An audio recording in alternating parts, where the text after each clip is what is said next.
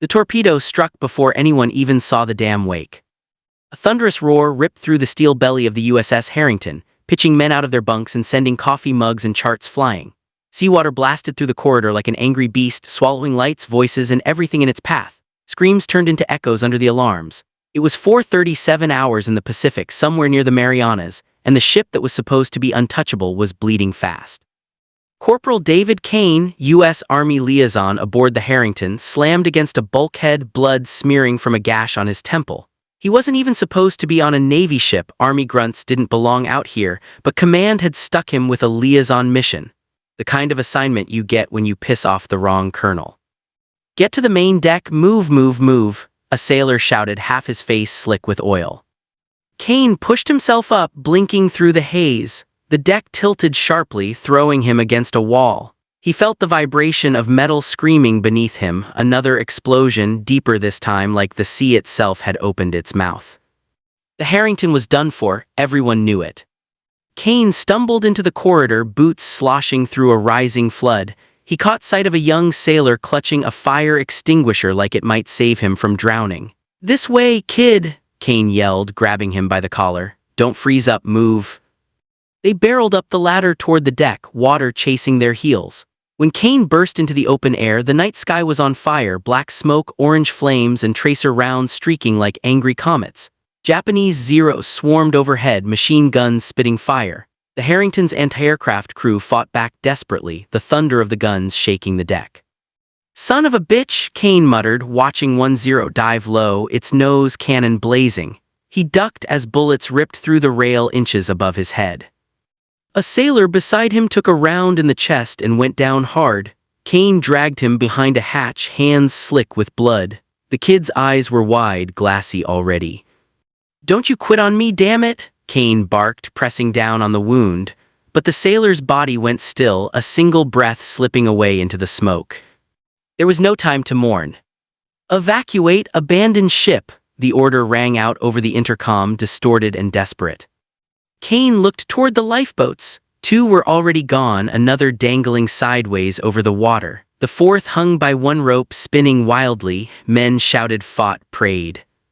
He sprinted toward the rail, ducking gunfire, the deck hot under his boots.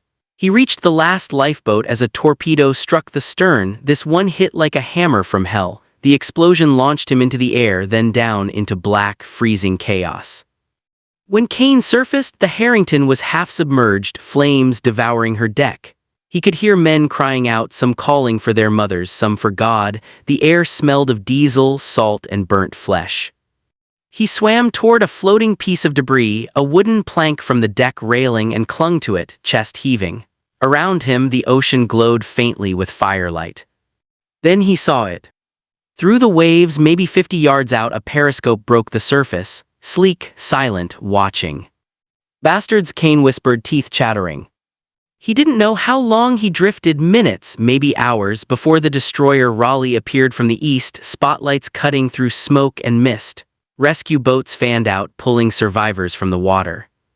When they finally dragged him aboard, Kane collapsed on the deck, coughing up seawater. His uniform was shredded, his dog tags tangled in a rope. A medic knelt beside him. "You're lucky to be alive, soldier." Kane spat out a mouthful of brine. Luck, just another word for somebody else dying first.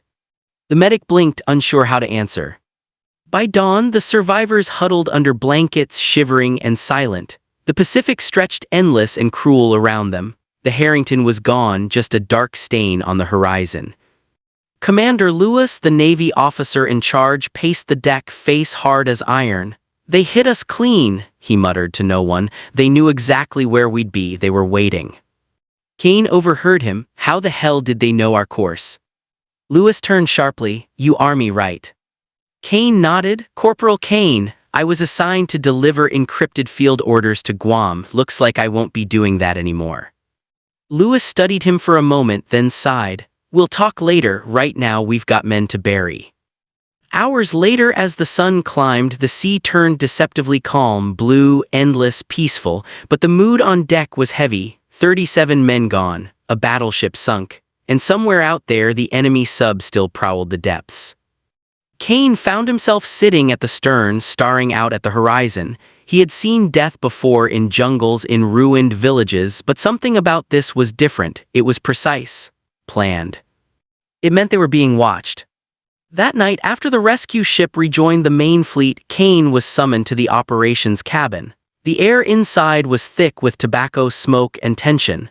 Maps covered the table, lines of red ink marking recent enemy movements.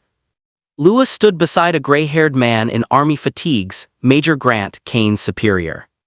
"Kane," Grant said, voice low and gravelly, "you're lucky I don't court-martial you for that mouth you gave the colonel last month." "Didn't think sarcasm was a crime, sir." "It is when it's directed at a general," Grant shot back, but there was a flicker of amusement in his eyes. "Anyway, looks like your punishment tour just turned into something else." Lewis laid a folder on the table. Inside were grainy photographs, Japanese submarines, torpedo fragments, and coordinates. "We've been tracking a new class of torpedo," Lewis explained. "Long-range, oxygen-propelled, faster and deadlier than anything we've seen. Our boys called them long lances. They can hit us from over 20 miles out." Kane frowned. "That's impossible. 20 miles, you wouldn't even see the wake." "Exactly," Lewis said, "which is why your ship is at the bottom of the ocean." Grant leaned closer. "We need to find where they're testing these things. We believe the Japanese have a hidden base, possibly on one of the smaller islands near the Marianas. We're assembling a joint team, Army recon with Navy support. You're going in." Kane stared at him. "With all due respect, sir, I'm not Navy." "You're not supposed to be breathing either, but here we are," Grant said dryly. "You've seen what these weapons can do. You're our eyes on the ground. Find out what they're building and stop it if you can." Kane nodded slowly. The weight of the mission sank in. "How many men?" "6," Lewis said. "Small team, quiet insertion. You'll rendezvous with a submarine tomorrow night, the USS Pike. She'll drop you near the target island. No backup, no radio chatter." "Just how I like it," Kane muttered. Grant gave him a long look. "You're a good soldier, Kane, but you've got a habit of doing things your own way. Out there, one bad decision doesn't just kill you, it kills everyone around you. Understand?" Kane met his gaze. "Crystal clear, sir." The next day was a blur of preparation. Gear checks, map reviews, silent meals. The team assembled 4 Army Rangers, 1 Navy engineer, and 1 demolitions expert from the Marines. Each man carried the same hard-eyed expression, the same unspoken understanding. This mission was off the books. When night fell, the Pike surfaced under a sky full of stars. The ocean was calm, deceptively so. Kane climbed aboard, the salt wind biting his face. Inside the sub, everything was tight and humming. The smell of oil and steel filled the air. Kane met the captain, Lieutenant Reeves, a man who looked like he hadn't slept since the war began. "We'll get you close," Reeves said quietly, "but once you're out there, you're ghosts, no contact until exfil." Kane nodded, understood. They descended beneath the waves, the world outside turning black. Hours passed in near silence, only the low thrum of the engines breaking through. In the control room, Kane watched through the periscope as an island took shape in the distance, dark, jungle-covered, ringed by reefs. No lights, no movement. Reeves adjusted the dials. "Target island dead ahead, no sign of patrol boats, you'll deploy at 200.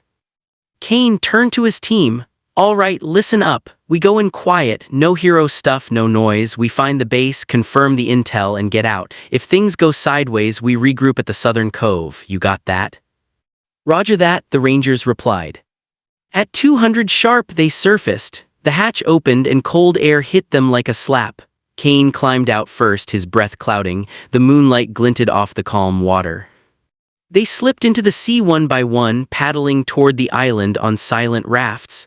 Every sound felt too loud, every ripple seemed to echo. When they reached shore, they crouched in the shadows of palm trees, scanning for movement. Nothing but the whisper of wind through leaves. "Looks quiet," muttered Sergeant Doyle, the demolitions man. "Too quiet," Kane said softly. They moved inland, single file, boots sinking into wet sand. The jungle closed around them, thick and dark. Bugs whined in the air. Somewhere distant, a frog croaked. Then a faint hum, mechanical, repetitive. Kane raised a fist, signaling a halt. The team froze. He crept forward through the brush and peered down a slope. There, hidden among trees, was a clearing lit by dim floodlights. Japanese engineers moved around what looked like a torpedo bay, half buried in the jungle floor. Massive cylinders gleamed under tarps. Kane's pulse quickened. He whispered, "They're building them here, long lances." But before he could signal retreat, a twig snapped behind him. He spun around too late. A shadow moved fast, the glint of a bayonet flashed. Then chaos erupted, gunfire, shouting, muzzle flashes cutting through the dark. Kane dropped to the ground, returning fire. The jungle exploded in light and sound. The enemy had been waiting. "How the hell?" Doyle shouted, ducking behind a tree. "They knew we were coming," Kane yelled back. He fired again, hitting a soldier mid-charge, the air filled with smoke and screams. A grenade went off to his left, flinging dirt and leaves into the air. Kane's ears rang. He looked up just in time to see two of his men go down. "Fall back, South Cove," he roared. But as they retreated through the jungle, the reality hit him like a bullet. Someone had sold them out. The mission was compromised before it even began. And now, stranded behind enemy lines, Kane's team was bleeding, hunted, and alone. The war had just gotten personal. The jungle swallowed sound, light, and breath. Kane pressed his back against a thick tree trunk, sweat and blood mixing on his face. The smell of gunpowder clung to the air like a ghost. Somewhere beyond the foliage, Japanese soldiers shouted orders, flashlights sweeping through the darkness. Their boots thudded rhythmically on the damp soil, search patterns methodical and practiced. 3 of his men were still alive, 3 out of 6. Doyle, the demolitions man, crouched beside him, whispering hoarsely, "We can't keep running blind like this, Kane. They've got dogs, you hear that?" Kane strained his ears, a distant bark, then another. The sound crawled through the night. He cursed under his breath. "Yeah, I hear it. We move east, keep to the ravine. The water will kill our scent." Private Ellis, barely 20, looked pale even in the dark. "What about the others, sir? We just leave them." Kane's jaw clenched. "We can't help them now. We stay, we die. They knew we were coming. That means there's more of them than we can handle." Ellis looked down, guilt shadowing his face. Doyle put a hand on his shoulder. "Kid, he's right. You wanna honor them. You live long enough to make the bastards pay." They moved fast and silent, weaving through ferns and vines, every step measured. The jungle was alive with noise, crickets, dripping leaves, the low hiss of insects, but to Kane it all sounded like static before a storm. His senses were sharpened, every nerve screaming. By the time they reached the ravine, the first hints of dawn were bleeding through the canopy. Mist hung low over the water, turning everything ghostly. Kane motioned for silence, then slid down the muddy slope, boots sinking ankle deep. The cold stream bit at his legs as they waded in. They followed it downstream for nearly an hour, the current masking their trail. Eventually, Kane spotted a narrow overhang of rocks, a natural shelter, half hidden by vines. "Hold up," he said quietly. "We rest here, 15 minutes, no lights."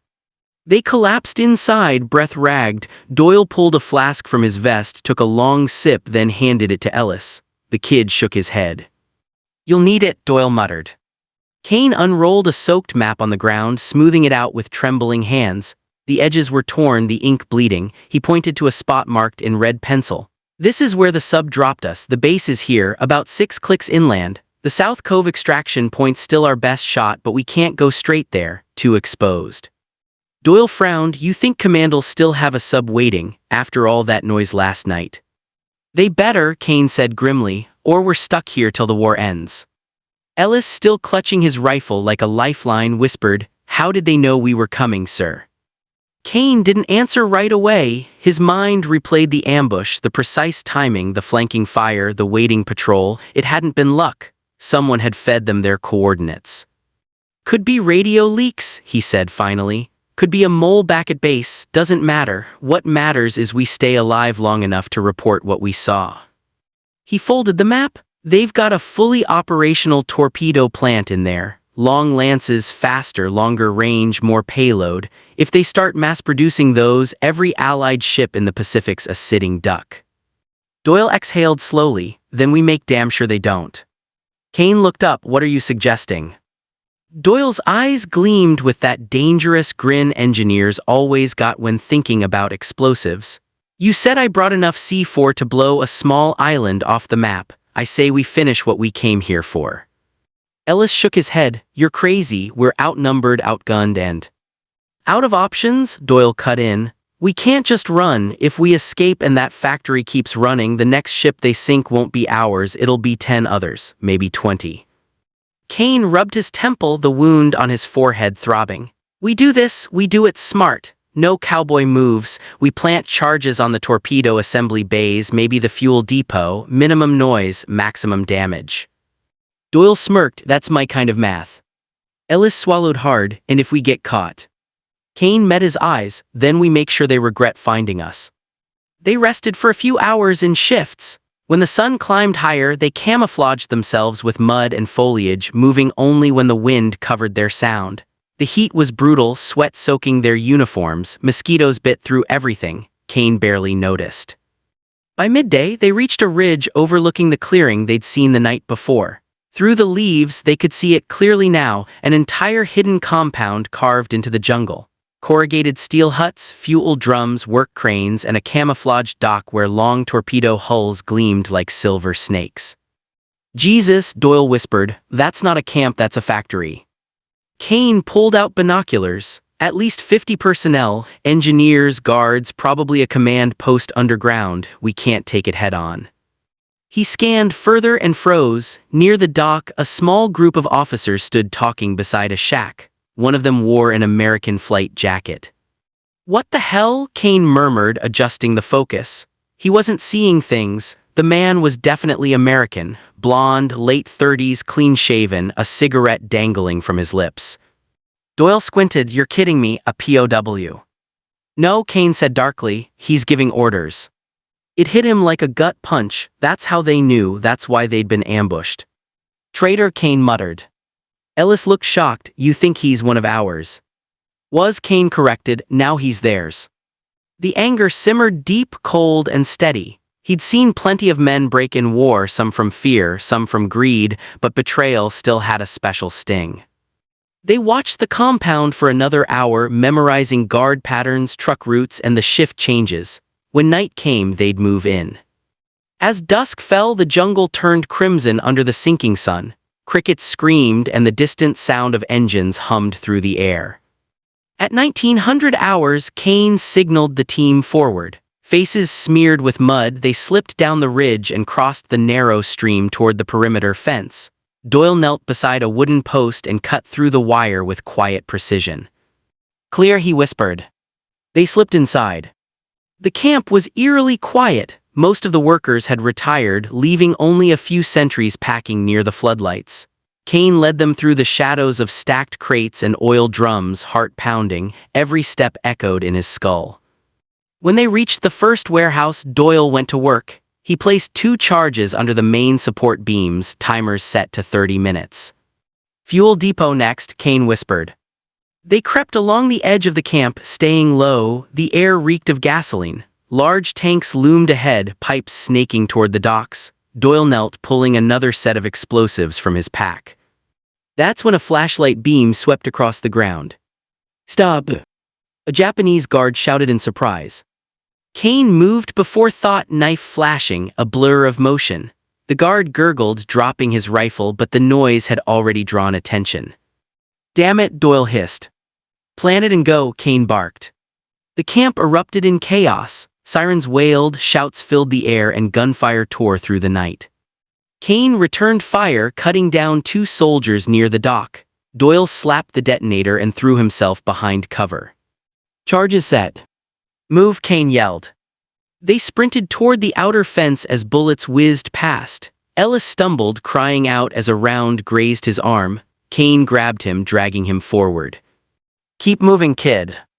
They burst through the fence and dove into the jungle just as the first explosion went off. The blast lit the sky like sunrise, orange and white fire blooming into the air. A second explosion followed, then a third. The ground shook beneath them. They turned to look back. The entire compound was engulfed in flame. Torpedoes ignited like fireworks, blasting debris high into the night. Hell of a light show, Doyle panted. Don't celebrate yet, Kane said. They'll be hunting us before the smoke clears. And he was right. Within minutes, searchlights stabbed through the jungle. trucks roared to life. The three of them ran through the trees, branches whipping their faces, the night alive with chaos behind them. South Cove, Kane shouted, "Move." For hours they ran, hearts hammering, lungs on fire. Every distant shout felt closer. Every rustle made Kane's finger twitch on the trigger. By dawn they reached the coast, a narrow strip of sand lined with jagged rocks. The sea glistened pink under the rising sun. They collapsed, gasping for air. "Now what?" Ellis asked between breaths. Kane looked out to the horizon. No sign of the Pike, no friendly periscope, just endless ocean. "She was supposed to be here," Doyle muttered. "Maybe she got orders to pull back." "Or maybe," Kane said quietly, "someone told them not to come." He scanned the shoreline. "We'll signal at night. Until then, we stay hidden." They found a small cave halfway up the cliffs and took shelter there. Doyle cleaned Ellis's wound with what little morphine they had. The kid gritted his teeth but didn't complain. Outside, smoke from the burning base curled into the sky, visible even miles away. Kane stared at it for a long time. He should have felt satisfaction, mission complete, objective destroyed, but instead he felt only dread. That American officer, that traitor, whoever he wasn't working alone. Someone back home was feeding the Japanese real intel, routes, codes, timing. Doyle broke the silence. "So what now, boss? We wait for a miracle?" Kane shook his head. "No, we find out who that man was. If there's a leak in command, this whole damn war could tip." Ellis frowned. "How?" "We don't even know his name." Kane reached into his pocket and pulled out a blood-stained dog tag he'd ripped from the officer's neck during the firefight. The name was scratched but still legible, Major Thomas Graves. Doyle's eyes widened. Graves, the same Graves who led the Pacific Intelligence Division. "Yeah," Kane said darkly, "looks like he switched sides." Ellis swallowed hard. "But why money?" Kane's voice hardened. "Some men don't need money, they just want power." They spent the day in silence, rationing water and jerky. The sound of distant explosions faded by evening. At dusk, Kane used a mirror to signal the horizon in a repeating code pattern. Minutes passed, no response. Then a flicker of light, a faint flash far out at sea, 3 short, 1 long, Morse. Doyle squinted. "That's Navy code." "They're out there," Kane said, standing. "Let's move." They packed up quickly, making their way down to the beach. The sea was calm again, deceptively peaceful. Kane's instincts still screamed. Nothing about this felt right. They waded knee-deep, waving their lights in rhythm. After a few moments, a dark shape surfaced, sleek, low, cutting through the waves. The Pike. Relief washed through him. "Thank God," Doyle breathed. A hatch opened. "This way," a sailor called. Kane pushed Ellis ahead, helping him climb the rope ladder. Doyle followed. Kane was halfway up when he froze. Something was wrong. The sailor's uniform clean, too clean, and behind him in the dim red glow of the interior light stood a man smoking a cigarette. Blonde, calm, familiar. Major Thomas Graves smiled. "Welcome aboard, Corporal Kane," he said coolly. "I've been expecting you." Kane's blood ran cold. He let go of the ladder and dropped back into the water, splashing down hard. Gunfire erupted from the sub's deck. Bullets ripped through the surf. "Ambush," Doyle shouted, diving behind a rock. The Pike wasn't theirs anymore. It was a trap, and they just walked into it. Kane ducked underwater, heart hammering, the muffled explosions echoing through the deep. When he surfaced again, the submarine was closing its hatch, engines roaring to life. Doyle and Ellis were nowhere in sight. And for the first time in his life, Corporal David Kane realized the enemy didn't just lurk across the ocean anymore. It was inside his own command. The real war had only just begun. The Pacific swallowed him whole. Kane kicked hard, lungs screaming, saltwater burning his throat as the submarine's propellers churned the sea into chaos above him. He dove deeper, letting the darkness hide him while bullets tore through the surface. His chest felt like it would burst, but he waited, counting seconds, steady and cold. The vibrations faded. The Pike was gone. When he finally broke the surface, the ocean was eerily still. Smoke and mist hung low, illuminated faintly by the rising moon. Debris floated nearby, an empty ammo crate, a torn life vest, a piece of driftwood scorched at one end. "Doyle," Kane called, voice hoarse. "Ellis." No answer, just the lapping of waves. He turned slowly, scanning the horizon, nothing but water and silence, then a weak splash to his left. "Sir!" Kane swam toward the voice, adrenaline surging. Ellis clung to a chunk of the raft, face pale, blood trailing from a fresh cut on his cheek. "Hold on, kid." Kane grabbed the edge, steadying him. "Where's Doyle?" Ellis shook his head weakly. "Didn't see him. The explosion, he was right behind me, then his voice broke off. Kane tightened his jaw. He wanted to believe Doyle had made it, but deep down he knew better. They drifted until dawn, taking turns holding the shattered raft. The sky turned from black to bruised purple, then to gold. Seagulls circled far above, a sign of nearby land. "There," Kane murmured, pointing to a faint silhouette on the horizon. "An island, maybe 5 miles." Ellis groaned softly. "We'll never make it."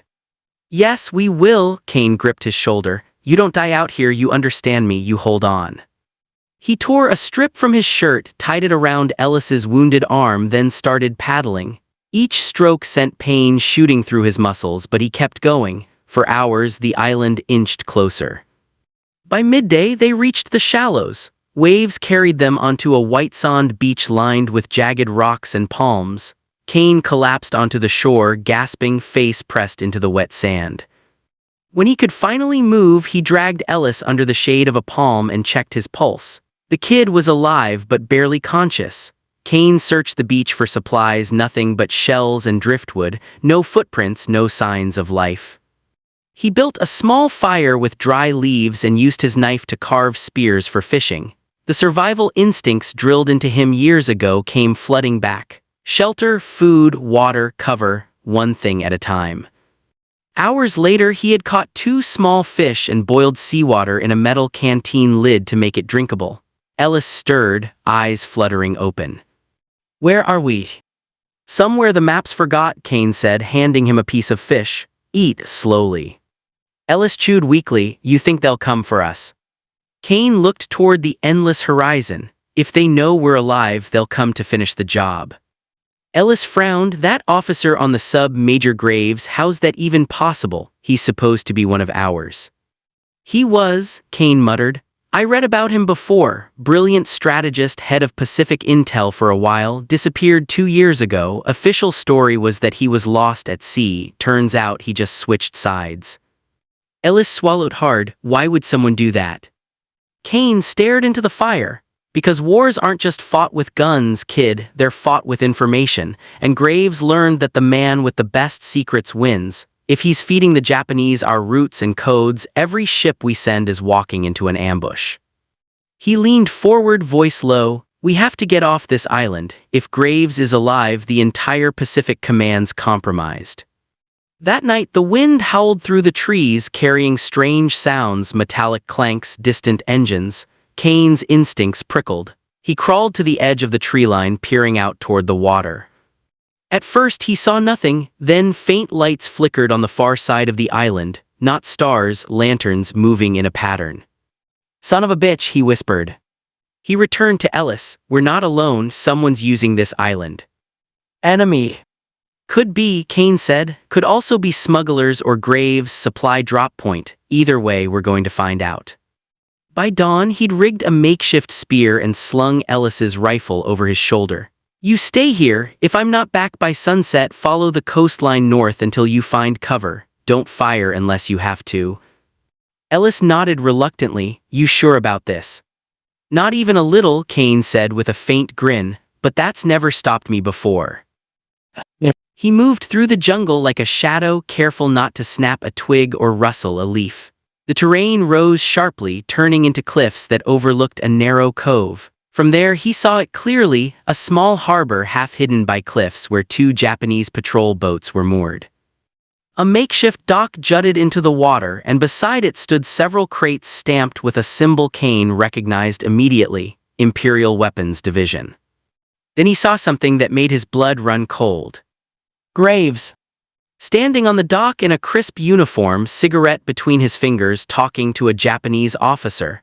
The man looked completely at ease, like he belonged there. Kane's vision tunneled. He gripped the rifle tighter, finger twitching on the trigger. One shot could end him. But Graves wasn't alone. A dozen soldiers surrounded the dock, and next to them Kane's stomach dropped Doyle. The demolitions man was tied to a post, bloodied and barely conscious. Kane's pulse hammered. Doyle was alive, but for how long? He crouched behind the brush, watching. Graves spoke in calm, measured tones. "You see, Captain, I told you the Americans would try again. They can't resist playing the hero, but now we have one of their best. He'll tell us where his friends are hiding." The Japanese officer nodded, "And if he does not?" Graves smiled. "He will. Everyone breaks eventually." Kane bit back a curse. He had to move fast, but he couldn't storm the camp alone, not without a plan.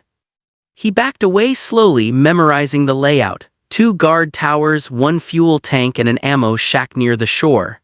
The jungle sloped steeply behind the camp, an advantage if used right. He returned to the beach by sunset. Ellis was sitting by the fire, rifle ready. "Well, they've got Doyle," Kane said, voice grim, "and Graves is running the show himself." Ellis's eyes widened. "Then we go after him." Kane shook his head. "We don't charge in blind, we play it smart. We use the same trick they used on us." He drew a rough map in the sand. "We wait until night, you'll circle around the North Seed."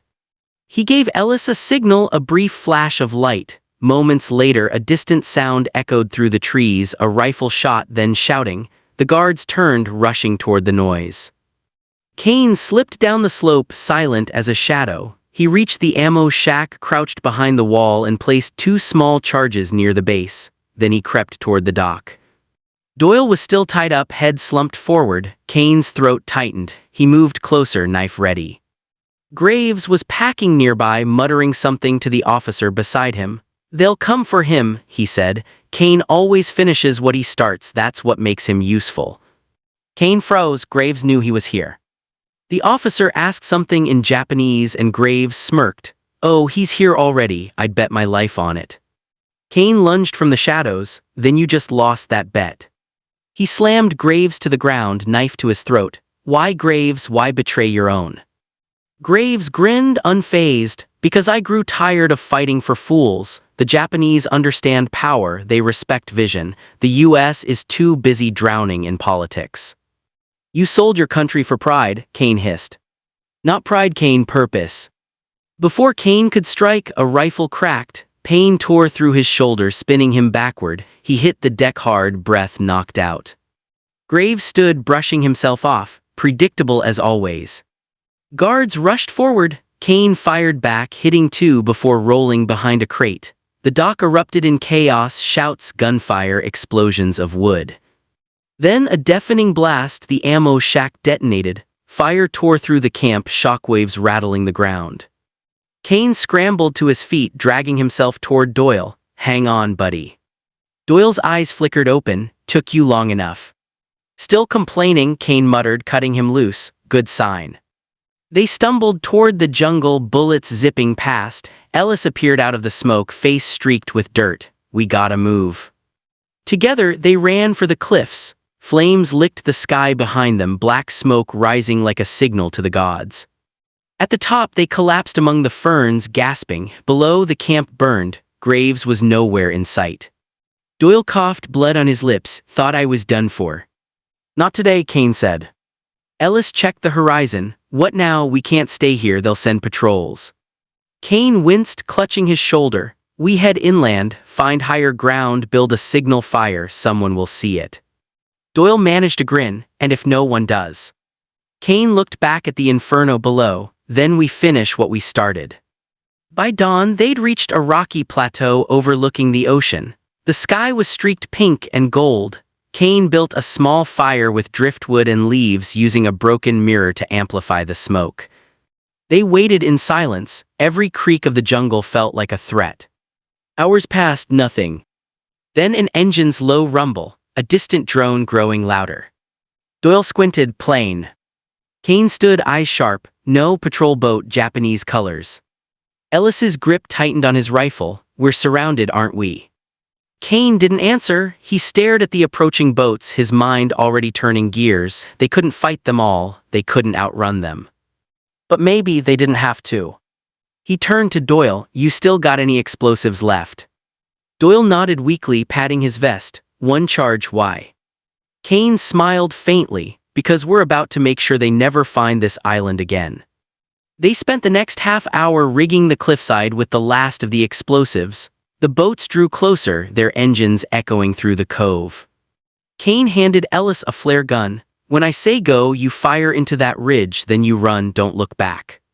Ellis hesitated, and you? I'll make sure Graves doesn't get another chance.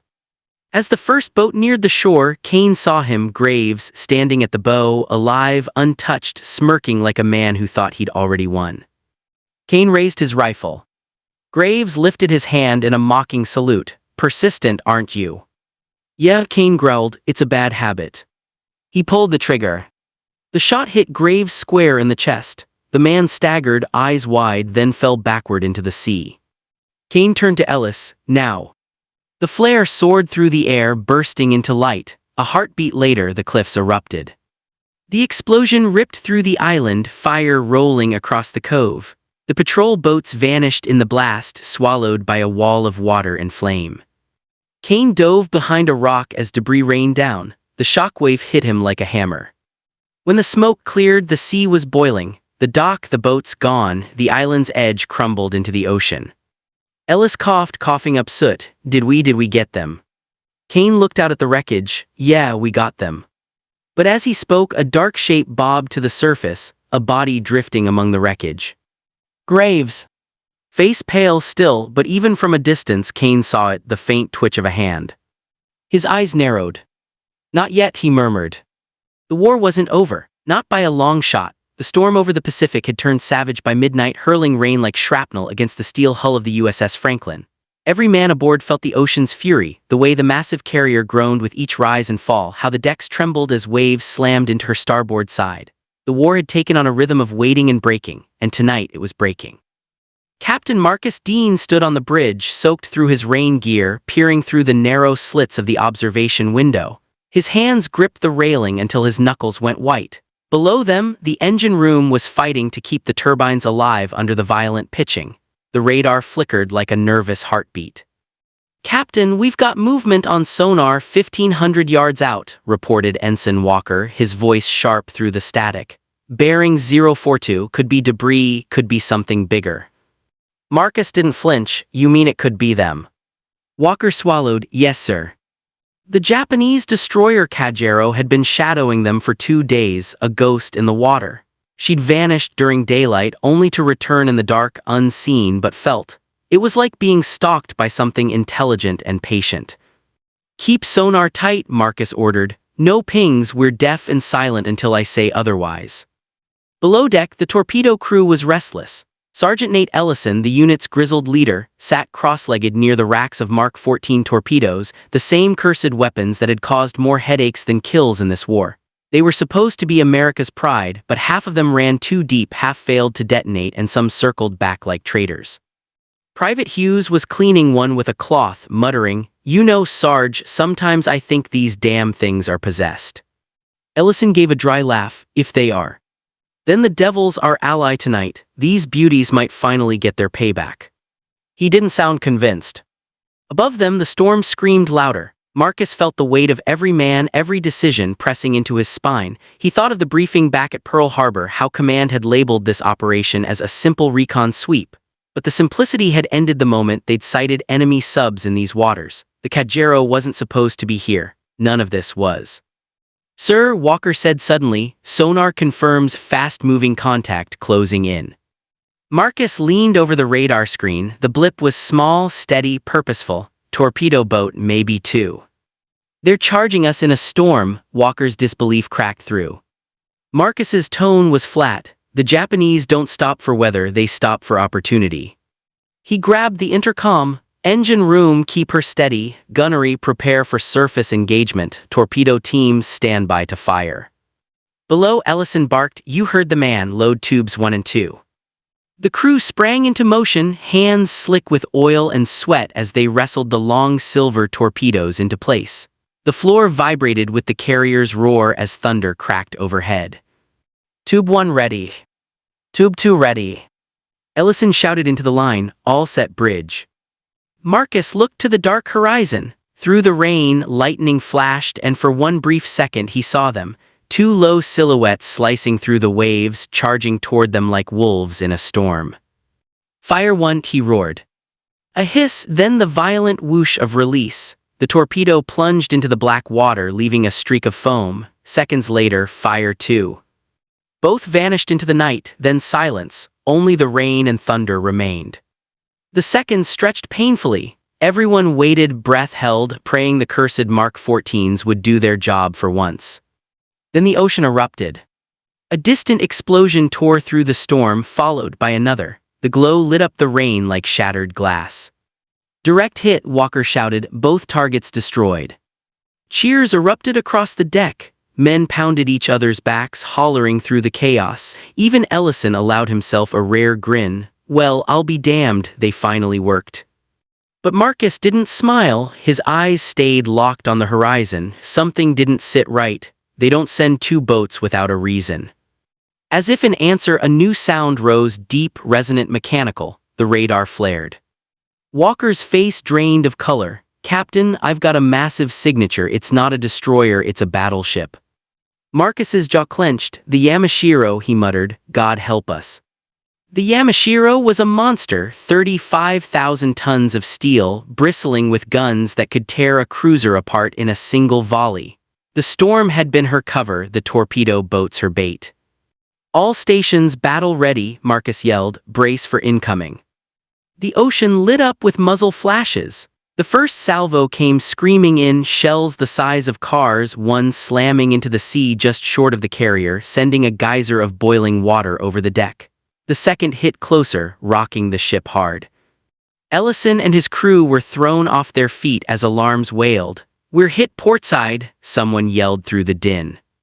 Marcus steadied himself, gripping the console. "Damage control report." "Fire in the hangar deck, sir, but containment is holding." "Good, get us bow onto her, minimize target size." The Franklin turned painfully against the waves, her hull groaning. Another volley came, this time clipping the stern and shredding the deck plating. Shrapnel cut through the air. Walker shouted over the noise, "Sir, we can't win a gunnery duel in this weather." "I know," Marcus replied, his mind racing. "We fight the way they don't expect." He grabbed the comm for the torpedo room. "Ellison, I want all tubes loaded. We're going after the Yamashiro herself." Ellison's laugh was half crazy. "Sir, that's suicide." "So is sitting still," Marcus barked. The men below looked at one another, then Ellison nodded grimly. "You heard him, load every last one." One by one, the torpedoes slid into their tubes, metal screeching against metal. The men worked like machines, soaked in sweat and seawater. Above, the thunder grew relentless. Marcus waited for the next flash of lightning to guide them. When it came, it illuminated the massive outline of the Yamashiro looming through the mist, her guns turning toward them again. Now Marcus whispered, "Fire all tubes." The Franklin lurched as 6 torpedoes screamed into the ocean, streaking toward the beast. For a moment, nothing, then impact. One hit midship, another near her bow, the third slammed into her stern. The explosions rolled like gods striking drums, and fire blossomed across the sea. The Yamashiro groaned, her hull cracking under the pressure. Marcus gripped the railing, watching the inferno. "That's for every man you burned in the Solomons." The bridge filled with the glow of fire and rain, but before relief could settle, the ship shuddered violently, a counterstrike. "They fired one before going down," Walker screamed. The shell hit near the waterline, tearing open a section of the Franklin's side. The ship began to list dangerously. "Seal bulkheads," Marcus ordered. "Pump out Section 5. The crew scrambled. Ellison's men were knee-deep in flooding water, fighting to close valves. "Come on, boys," Ellison shouted. "You want to die in the dark or make it home for steak." They heaved, metal screeching. The valve slammed shut just as the water reached their chests. Back on deck, the fire was spreading. Rain helped, but not enough. Marcus watched as his crew battled the inferno, faces black with soot, hands burned and blistered. He felt the ache of exhaustion, the sting of salt and smoke. Yet inside, something fierce burned brighter. They had faced a monster and survived. Hours later, the storm began to ease. The ocean calmed into long, slow swells. Marcus stood on the ruined deck watching the dawn break. The horizon glowed orange and pink, reflecting off the shattered sea. Walker approached quietly. "Sir, we got lucky." Marcus gave a faint, tired smile. "Luck for gamblers, we made choices and paid for them." Walker hesitated, then asked, "What now?" Marcus turned his gaze east where the first rays of sun touched the water. "Now we head home, patch what we can, bury who we must, and wait for command to tell us who's next." He didn't say it aloud, but deep inside he knew the war was changing. The enemy was desperate, but so were they. The Franklin had proved one thing: torpedoes weren't a joke anymore. They were the future. As the crew worked through the dawn, laughter mingled with exhaustion. Someone down in engineering began humming a tune, soft, defiant. Marcus listened for a moment, then whispered to himself, "Let them come again. This time we'll be ready." The camera of the mind would pull back then, the battered carrier limping through a sea of wreckage, her flag still flying despite the smoke. Below the waves, the broken shadow of the Yamashiro sank into silence. But far beyond that calm horizon, somewhere near the Japanese coast, a new fleet was stirring, faster, deadlier, and hungry for revenge. And Marcus Dean, though he didn't yet know it, would soon face a decision that would define not just his career, but the fate of every man who followed him into the deep. The Pacific lay deceptively calm in the morning light, a wide mirror stretching into forever. Only the deep scars on the USS Franklin's hull told the truth of the night before. Smoke still drifted from her decks, the air thick with the burnt tang of oil and salt water. Men moved like ghosts, too tired to speak, their eyes hollow from what they'd survived. Captain Marcus Dean stood by the forward rail, his uniform torn, his face shadowed by days without sleep. Below him, welders sparked and shouted, patching holes where torpedoes had ripped steel open. Above him, gulls circled lazily, unaware of the carnage that had painted the waves just hours ago. The radio crackled to life. "USS Franklin, this is Command Pacific. Immediate directive, proceed to coordinates 14 degrees N, 129 degrees E for rendezvous. Allied fleet assembling. Repeat, Allied fleet assembling for offensive push. Over." Marcus exhaled through his nose. "They're not even giving us a week," he muttered. Ensign Walker, his ever-anxious radar officer, stood nearby with a clipboard, his voice tired but steady. "Sir, half the gunnery systems are still offline, engines at 60%. We've got 2 torpedoes left that might actually fire." Marcus turned toward him, eyes cold. "Then we'll make them count." Walker hesitated. "Sir, if I may, after what we went through last night, maybe we should." Marcus cut him off with a sharp look. "We don't get to rest, Ensign, not until they do." The two men locked eyes, and Walker saw it, that iron thread of obsession winding tighter inside his captain, the kind that made heroes or buried them. Below deck, Sergeant Nate Ellison limped through the torpedo bay, his leg wrapped in a crude bandage. The compartment reeked of fuel and salt, the floor slick with seawater that refused to drain. His crew worked silently, cleaning, tightening, coaxing life back into the ship's heart. Private Hughes handed him a wrench, his face smeared with grease. "Sarge, these tubes are damn near cracked. If we launch again, they might blow us up instead of them." Ellison chuckled darkly. "Then make sure we're facing the right direction when it happens." Hughes frowned. "You ever think about quitting after all this?" Ellison stopped, resting a hand on the cold steel casing of a torpedo. "Kid, I've been doing this since before you learned to shave. You don't quit the sea. You either walk off her deck one day or she takes you down with her." He gave the torpedo a pat like it was a sleeping dog. "Let's just make sure she eats before she sleeps." By midday, the Franklin was limping eastward toward the rendezvous. The crew had patched what they could, but the ship still listed slightly, her wounds too deep for quick repair. Marcus stood over the navigation chart in the war room, studying the plotted course. 4 days to reach the fleet if the seas hold," he said, "and if we don't run into another surprise." Walker looked up from his instruments. "Sir, command says Admiral Halsey's leading the operation. Rumor is it's the final strike straight at Japan's doorstep." Marcus's expression didn't change. "They've said final strike 3 times this year." A pause, then quietly, "But maybe this one will stick." Outside, the sky began to shift. Clouds rolled low and heavy, not a storm, but something heavier in the air, tension. Ellison came up from below deck, still limping. Sir, we've got a problem. Fuel reserves are lower than expected. The leak in Section 6 must have been worse than we thought. Marcus didn't miss a beat. Options. Ellison scratched his jaw. We can ration speed, maybe make it in 5 days if we stretch her. Marcus nodded. Do it, and get the men fed something that isn't cold or canned. Morale's as thin as our hull. Ellison smirked faintly. Aye, sir, I'll ask the cooks to work miracles again. He turned to leave, then stopped. Captain, you ever think about what happens if this war ends, what you'll do? Marcus didn't look up. War doesn't end, Sergeant, it just changes uniforms. Ellison studied him for a long second, then walked away. He knew that tone. Marcus wasn't fighting just the Japanese anymore, he was fighting something inside himself, something that didn't know how to stop. Night came fast. The Franklin pushed through black water, her lights dimmed for stealth. The ocean stretched endless, empty, until Walker's voice shattered the quiet. Contact, sir, bearing 270, surface echo, large. Marcus's heart clenched. Distance. 7 miles in closing. Japanese. Too early to confirm, sir, but it's big, very big. The radar pinged again, the outline sharpened. Marcus leaned over the display and his stomach dropped. Battleship profile heading straight for us. Walker's face drained. Not another Yamashiro. Worse, Marcus whispered, that's the Nagato. The Nagato, flagship of the Imperial Japanese Navy, the pride of their fleet. Her guns had crushed Allied positions from the Philippines to Midway. If she found them now, the Franklin wouldn't last 10 minutes. Cut engines, Marcus ordered. Black out the ship, silent running, maybe we slip past. The ship went dark, her hum fatting to a heartbeat. The crew held their breath, even the sea seemed to still. Minutes crawled, the radar pulse inched closer, then closer still.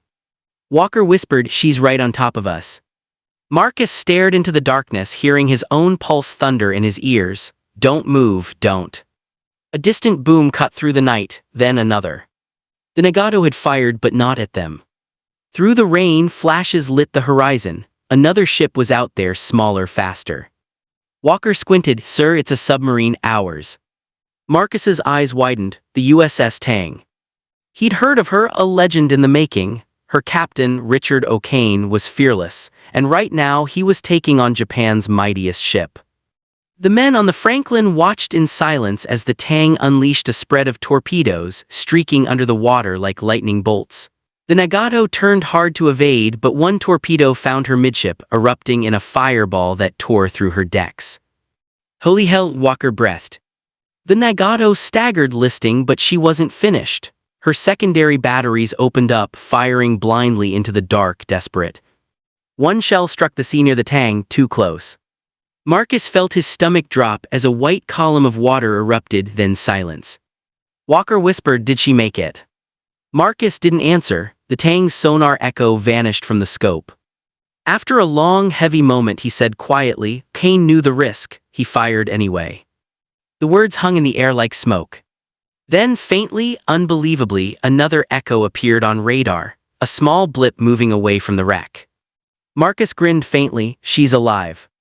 Walker exhaled a laugh, son of a gun actually did it. Marcus's gaze hardened again. Plot a course parallel to the Tang, we're not leaving her alone out here. By dawn, both ships limped side by side through calmer waters. The radio crackled with fragments of contact between them, short, coded bursts confirming survival, sharing bearings. Ellison joined Marcus on deck, a mug of coffee steaming in his hand. Never thought I'd see a sub-take on a battleship and win. Marcus smiled faintly. We're writing the new rules of war, Sergeant. Torpedoes aren't a joke anymore, they're prophecy. Ellison sipped, then glanced toward the east. You ever think maybe the Japanese are saying the same thing right now, just on the other side of that sunrise? Marcus didn't reply immediately. The sea shimmered like molten glass beneath the first light. Maybe, he said finally, but if they are, they'll be too late. That afternoon, as the Franklin prepared to rejoin the Allied fleet, a message arrived direct from Admiral Halsey himself. Captain Dean, outstanding action under duress. The fleet requires your presence at once. Preparations for Operation Typhoon underway. You are hereby assigned to lead torpedo operations for Task Force 38. Walker whistled low. Sir, that's huge.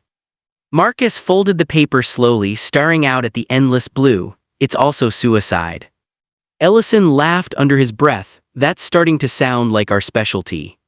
Marcus smirked. Then let's make it count. By nightfall, the Franklin sailed into a vast assembly of steel and power. Carriers, destroyers, subs, and cruisers spread across the horizon like a floating city. Searchlights cut the dark in sweeping arcs. The thunder of engines filled the air.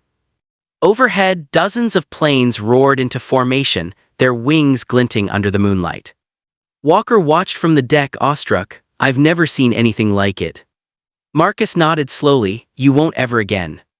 He looked toward the flagship where Admiral Halsey's banner flew. Somewhere in that tower of command, a plan was being drawn, a storm that would break Japan's back. But Marcus knew better than anyone, no plan survived the first torpedo. As the sea wind whipped through his hair, he turned to Ellison and Walker. Get the men ready, we sail at dawn. Walker frowned. Sir, you haven't told us where we're going. Marcus gave him a look, half grin, half grimace. You'll know when the ocean starts shooting back. The men laughed quietly, but the sound was thin, like the laughter of people who knew they might never get another chance. That night, as the fleet prepared for war, Marcus stood alone by the rail, staring at the stars. They shimmered cold and silent, reflected on the Black Sea below. He whispered, almost to himself, Japan thought torpedoes were a joke, let's make sure they never laugh again. And somewhere beyond the horizon, engines growled, Japanese destroyers prowling, preparing for their own strike. The ocean was vast enough to hold them all, but only one side would rise from it whole. The wind carried the faint hum of approaching engines, so faint only the most haunted men could hear it. Marcus did. He closed his eyes, jaw tightening. Tomorrow, he said, tomorrow it begins again. Pacific night was glassy and cruel, the kind of silence that only came before something terrible. The USS Franklin drifted on black water under a bruised sky, her engines humming at low speed as the rest of Task Force 38 fanned out ahead. The fleet was moving toward the Luzon Strait, the next step in what command called Operation Typhoon. To the men aboard, it felt less like a storm of victory, and more like one of reckoning. Captain Marcus Dean stood on the bridge, scanning the horizon through binoculars. The faint outline of other carriers shimmered against the moonlight, their wake glowing faintly under phosphorescent plankton. It would have been beautiful if it weren't for the quiet knowledge that somewhere beyond that glittering sea, the Japanese fleet was waiting, desperate, bleeding, but still dangerous. Sir, Ensign Walker said, breaking the stillness, radar sweep shows nothing so far. We're clear to advance another 40 miles before daybreak. Marcus lowered his binoculars. Nothing on radar doesn't mean nothing in the water. Keep sonar live. I don't trust a calm ocean. Walker nodded, hesitating before asking, Sir, permission to speak freely. Marcus didn't look away from the horizon. You usually do anyway, Walker, go ahead. Walker exhaled, shifting his weight. The men are jumpy. After the Yamashiro, after seeing the Tang take that hit, they're thinking maybe luck's running out. Marcus's lips tightened. Luck doesn't run out, it gets spent, and when it's gone, all you've got left is skill and guts, so tell them to keep both in stock. Walker gave a crooked smile. Yes, sir. Below deck, the torpedo room buzzed with restless energy. Sergeant Nate Ellison sat cross-legged on the steel floor, his back against the wall, the smell of oil thick around him. His crew worked in silence, adjusting valves, checking pressure gauges, tightening bolts on the last 2 operational torpedoes. Private Hughes muttered as he worked, 2 fish left in the pond, not exactly a comfort. Ellison smirked, 2 good ones can still feed an army if you throw 'em right. The young man shook his head. I just don't get it, Sarge, why keep pushing? Half the fleet burned out, the Franklin's half dead, why not pull back, regroup? Ellison leaned forward, lowering his voice. Because the Japanese aren't regrouping, they're cornered, and cornered animals bite hardest before they die. Command wants to end it before that bite lands. He paused, glancing toward the bulkhead as if hearing the distant hum of fate itself. Besides, Dean's not the kind to run, he's the kind that either wins or takes the ocean with him. Hughes frowned. You trust him that much? Ellison smiled faintly. Kid, I don't trust anyone who smiles when he talks about torpedoes, but I'll follow that man to hell because he makes hell afraid of us. At dawn, the fleet broke formation, spreading wide into battle groups. The Franklin led the torpedo division, smaller vessels following in a staggered line behind her. The sea glowed pink with sunrise, and in that light the calm almost felt merciful. Then the radio snapped to life. "Command to all vessels, airborne recon reports massive enemy movement near Baton Islands. 2 battleships, several cruisers, multiple destroyers. Estimated arrival on intercept course within 6 hours." Walker looked up sharply. That's them. Marcus didn't blink. "That's the Imperial counterattack, and we're in their path." The fleet commander's voice continued over the comms. "All units hold course. Engage at discretion. Priority targets battleships Musashi and Haruna." The Musashi? Marcus felt the name hit like a punch. Sister ship to the Yamato, a floating fortress armed with 9 18-inch guns, more armor than any ship on Earth. If they were facing her, this wasn't just another mission. This was David versus Goliath, except David had a cracked slingshot and a prayer. "Helm," Marcus barked. "Bring us to full speed. Signal all escort destroyers to form up tight screen. We'll need every gun we've got." Walker hesitated. "Sir, we can't take a direct fight with a Musashi class. We'll get obliterated." Marcus turned slowly, his eyes cold and steady. "We're not taking her head-on, we're going for her heart." Hours later, the first explosions echoed over the horizon. The air shook with distant thunder, the kind that came from naval guns the size of trucks. By noon, smoke began to stain the sky. The battle had begun. The Franklin pushed forward through the chaos, dodging the wakes of smaller destroyers darting between her and the enemy. Planes screamed overhead, some friendly, some not, leaving trails of flame as anti-aircraft fire clawed the sky. Ellison stood by the torpedo control panel, knuckles white around the grip. "Tubes 1 and 2 ready," he shouted through the intercom. Marcus's voice crackled back, steady even over the roar. "Hold until my mark, wait for the Musashi to commit." On the bridge, Marcus watched the radar, the monstrous signal of the Musashi moving like a continent on the water. Every ping made his chest tighten. "Distance 12,000 yards, Walker called out. Marcus clenched his jaw. "Steady, let her think we're retreating." The Franklin swung slightly off course, presentin'.